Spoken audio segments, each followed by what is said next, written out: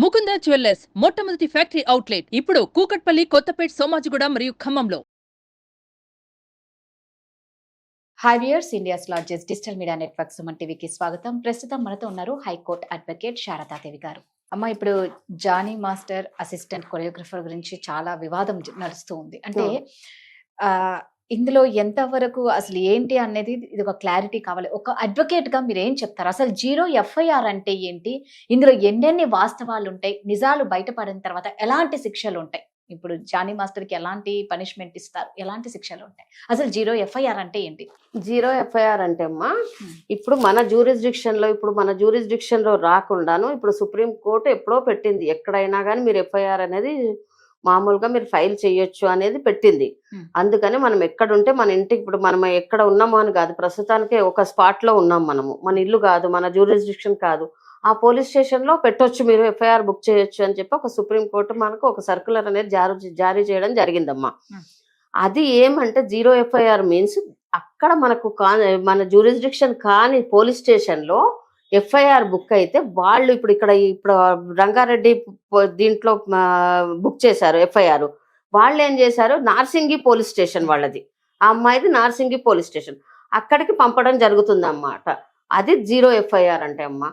దాంట్లో ఎఫ్ఐఆర్ లో చాలా చాలా చెప్పిందమ్మా. ఆమె 16 ఏళ్ళు ఉన్నప్పుడు ఆమె డాన్స్ ఏదో మామూలు కంటెస్ట్ లో ఒక డాన్స్ ప్రోగ్రామ్ లో ఆమె ఏదో పార్టిసిపేట్ చేసినప్పుడు జానీ మాస్టర్ వాళ్ళ అసిస్టెంట్స్ తోని వాళ్ళని ఆ అమ్మాయికి కాల్ చేసి నాకు అసిస్టెంట్ గా ఉండాలి అని చెప్పి పిలిపించాడని, 16 ఇయర్స్ నుంచి మామూలుగా ఆయన దగ్గర నేను అసిస్టెంట్ గా పనిచేస్తున్నానని, అబ్రాడ్స్ కు కూడా మమ్మల్ని మా అమ్మను కావాలని ఫ్లైట్ టికెట్స్ లేవని, నన్ను ఒక్కదాన్ని ఎందుకంటే నాకు శారీరకంగా వాడుకుందామనేసి ఇలా చేశాడు, చాలా నేను ఇచ్చేసాను అది అని చెప్తుందమ్మా. ఇప్పుడు రేపు గురించి ఒకటి, క్రిమినల్ ఇంటిమిడేషన్ ఒకటి, మళ్ళీనేమో అసాల్ట్ ఒకటి, 3 సెక్షన్స్ 506, 323, 376 3 సెక్షన్స్ పెట్టింది. 3 కూడా ఎట్లాంటివి అంటే చాలా కఠినమైన శిక్షలు అనమాట. అంటే ఇవి ఇంప్రిజన్మెంట్ అనేది అట్లీస్ట్ 10 years ఉంటుందమ్మా.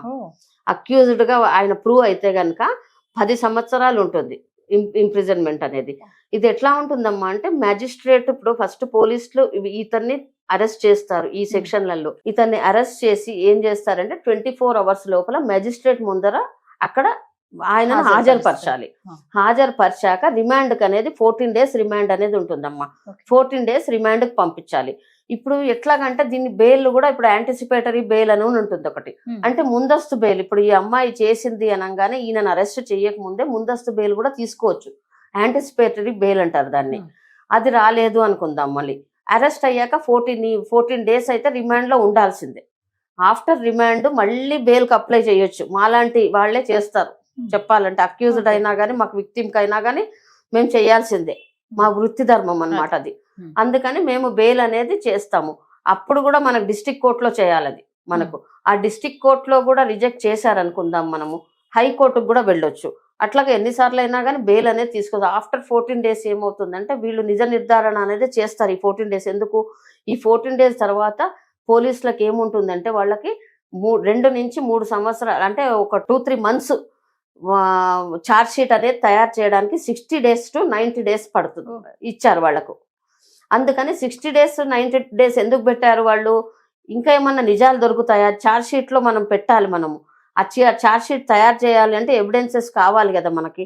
అందుకని ఎవిడెన్సెస్ కు ఆ ఛార్జ్ షీట్ అనేది 60 నుంచి 90 days అనేది పెట్టడం జరుగుతుంది అనమాట అమ్మ. ఛార్జ్ షీట్ లో ఆ ఛార్జ్ షీట్ తయారయ్యాక కోర్టుకు పంపడం జరుగుతుంది. ఛార్జ్ షీట్ ఉంటుంది, పంచనామా ఉంటుంది, ఎఫ్ఐఆర్ కాపీ ఉంటుంది, 161 స్టేట్మెంట్ అనేది ఉంటుంది. 4 కోర్టుకు పంపిస్తారమ్మా. ఆమె రాసింది ఉంటుంది కదా అదనమాట, అన్ని కలిపి కోర్టుకు పంపిస్తారు. ఆ కోర్టు ఎందుకంటే ఇప్పటి వరకు పోలీసుల బాధ్యత, ఇప్పుడు ఇక కోర్టు అనేది కోర్టు చూసుకుంటుంది అనమాట. కోర్టులో హియరింగ్స్ లో ఆయన నిర్దోషి అనేది తేల్చుకోవాలి, అక్విటల్ నేను అనేసి చెప్పి తేల్చుకోవాలి. ఈ అమ్మాయి ఏంటంటే, నేను చెప్పాలంటే అమ్మా, నన్ను తిట్టుకోవచ్చు చాలా మంది బయట ఈ వీడియో చూస్తే గనక. 16 ఏళ్ల నుంచి వితౌట్ ఈమె కన్సెంట్ లేకుండా ఆయన ఒక మగాడు చేయలేడు. నంబర్ 1 అమ్మా. ఆమె కన్సెంట్ ఇప్పటి వరకు ఆమె 16 ఏళ్ల నుంచి ఇప్పుడు 21, 22 ఏళ్ళు, 24 ఏళ్ళు ఉన్నాయో, ఇన్ని సంవత్సరాలు నోరు మూసుకొని కూర్చున్నది. ఇప్పుడు ఎఫ్ఐఆర్ అనేది ఒక అబ్బాయిని రోడ్డు మీద పడేయడానికే గాని ఇంకోటి కాదమ్మ. ఎందుకంటే ఆమె అవసరాలు తీర్చాడేమో, ఆమె డబ్బుల గురించి ఏదైనా చేసిందేమో.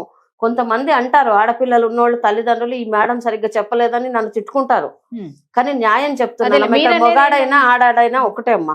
జానీ మాస్టర్ గారు చేసుండొచ్చు, ఆయన తప్పు ఉండొచ్చు, తప్పు లేదు అని నేను అనట్లేదు, తప్పు ఉంది అని అనట్లేదు. ఎందుకంటేనమ్మా ఈమె 16 years at the age of 16 years ఇప్పుడు వరకు ఆమె ఏమనకుండా ఎప్పుడో ఎఫ్ఐఆర్ బుక్ చేయొచ్చు కదా. ఆమెకి ఇష్టమే లేదు, అబ్రాడ్స్ కి ఎందుకు వెళ్ళాలి, ఫస్టే లైంగికంగా వేధిస్తున్నాడు.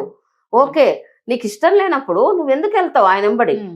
దేశ విదేశాలకు వెళ్ళడం ఎందుకు? ఆయన ఎంబడి నువ్వు అన్ని మళ్ళీ ఇప్పుడు అసిస్టెంట్ కొరియోగ్రాఫర్ గా ఉండడం ఎందుకు? నువ్వు అప్పుడే నువ్వు తేల్చి చెప్పాలి కదా. నువ్వు ఇప్పుడు నీకేదో నీ అవసరాలు ఏదన్నా తీరవక ఏదన్నా డిస్టర్బ్ అవుతుంది అనేసి చెప్పి నువ్వు ఎఫ్ఐఆర్ పెట్టావేమో. నీది కరెక్టే కావచ్చు, ఎవరిని ఆ అమ్మాయిని కూడా నేను అనట్లేదు, కావచ్చు. కానీ ఇన్ని రోజులు కూడా ఇప్పుడు ఏంటంటే మన పోలీస్ డిపార్ట్మెంట్ కానీ మన చట్టాలు కానీ ఏదైనా న్యాయాన్ని ఆలోచించాలి. ఇప్పుడు పవన్ కళ్యాణ్ గారి పార్టీలో నుంచి కూడా తీసేశారు అతన్ని. ఇప్పుడు ఆయన ఒక స్టేజ్ లో ఉన్నాయన అతను కూడా చూసుకుంటాడు కదా, ఏంటి రాంగ్ ఏంటి రైట్ అనేది. నేను ఇలాంటి పని చేయొద్దు అనేది ఉంటుంది కదా అతనికి కూడా. ఎంత మొగాడైనా ఎంత ఇదైనా కానీ ఈ అమ్మాయికి ఇష్టం ఉన్న రోజులు ఉండడమా ఉన్నదా అదొకటి మనకు తెలియాలమ్మా. ఆ పెళ్లి కూడా మతం మార్చుకో, పెళ్లి చేసుకో, మతం మార్చుకో అని అన్నాడు అంటుంది. సరే, నీకు అట్లా అనుకున్నప్పుడు నువ్వు లివింగ్ రిలేషన్షిప్ లో లేనప్పుడు మతం మార్చుకో, పెళ్లి చేసుకో అని ఎందుకంటాడు? ఈమె ఉన్నది ఇప్పుడు ఈమెకి ఇష్టం ఒక హస్బెండ్ అయినా కానీ వైఫ్కి ఇష్టం లేకుండా ఏం చేయలేడమ్మా. నేను చెప్తున్నాను, ఆమె ఎదిరించి మనకు ఏదైనా సెల్ఫ్ డిఫెన్స్ చేస్తే ఆయన ఏం చేయగలుగుతాడు? ఎవరైనా ఒక మగాడు ఆడదాన్ని చేయలేడు, ఏం చేయలేడు. వాళ్ళు మన సెల్ఫ్ డిఫెన్స్ చేసుకోలేమా? ఆమెకి ఇష్టం లేకపోతే ఆమె అనేది రక్షించుకోలేకపోతుందా? ఆమె ఏవేవో చెప్తారు కానీ ఇవన్నీ వార్తలు వస్తుంటాయి కానీ వాళ్ళది ఆ నిజము అబద్ధం అనేది ఆ భగవంతుడికి తెలియాలమ్మా, అంతే. మీరు అన్నట్టు ఏంటంటే మీరేమంటున్నారంటే 6 ఏళ్ల వరకు ఎందుకు చెప్పకుండా ఉండలేదు, ఈ రోజు ఎందుకు అవన్నీ జరుగుతున్నప్పుడు ఎందుకు అవుట్ కంట్రీస్ కి వెళ్ళాలి, విదేశాలకు వెళ్ళడము? మళ్ళీ ఇక్కడైనా కానీ మన ఆయన ఇప్పుడు సినిమాలలో కానీ ఏదైనా ఆయనతో పని చేయాల్సిన పని లేదు. ఆమె నిజంగానే ఇంటెన్షనల్ గా ఈయన మంచోడు కాదు, వాళ్ళ భార్య కూడా వచ్చి కొట్టింది అని కూడా చెప్తుంది. పోనీ భార్య కన్సల్ట్ తో ఎవడన్నా ఇంకో ఆడదాన్ని పట్టుకుంటాడా? భార్య చేయమంటుంది ఇలా అంటే మా ఆయన దగ్గర ఇలా పోనీ చేయమంటుంది, ఆ అమ్మాయి నుంచి ఈయన ఏమన్నా కోరుకుంటున్నాడా? ఒక మాట, ఇప్పుడు ఆ అమ్మాయి దేని గురించి ఇప్పుడు 16 ఏళ్ల నుంచి ఇప్పటిదాకా నోరు మూసుకొని కూర్చొని ఇప్పుడు ఫ్లైట్ టికెట్స్ మా అమ్మకు బుక్ చేయలేదు, కావాల్సుకునే చేయలేదు, మళ్ళీ అవుట్ ఆఫ్ స్టేషన్ వెళ్ళినప్పుడు అవుట్ ఆఫ్ కంట్రీ వెళ్ళినప్పుడు చేయలేదు, కావాలని ఇంటెన్షనల్ గా చేస్తున్నారు అనడం తప్పు కదమ్మా. కావచ్చు, ఇప్పుడు ఈమెది రైట్ కావచ్చు, ఆయనది రాంగ్ కావచ్చు, ఆయన రైట్ కావచ్చు, ఈమెది రాంగ్ కావచ్చు. అదంతా ఏదైనా గానీ డిపార్ట్మెంట్ గానీ చట్టాలు గానీ ఏం చెప్తుందో వేసి చూడాలి. అర్థం కావటంలో ఏది తెలియకుండా చెప్పలేదు. అది నేను అనుకున్నది నీకు చెప్పాను. కరెక్ట్, మీరు చెప్పింది దాంట్లో పాయింట్ ఉంది. ఇంకోటి ఏంటి అంటే తొందరగా ఎవరిని వీళ్ళు తప్పు అని చూపలేవు, ప్రతిదానికి కొంచెం టైం పడుతూ ఉంటుంది. ఇలాంటి సూపర్ అమ్మా, థ్యాంక్ యూ సో మచ్ అమ్మా.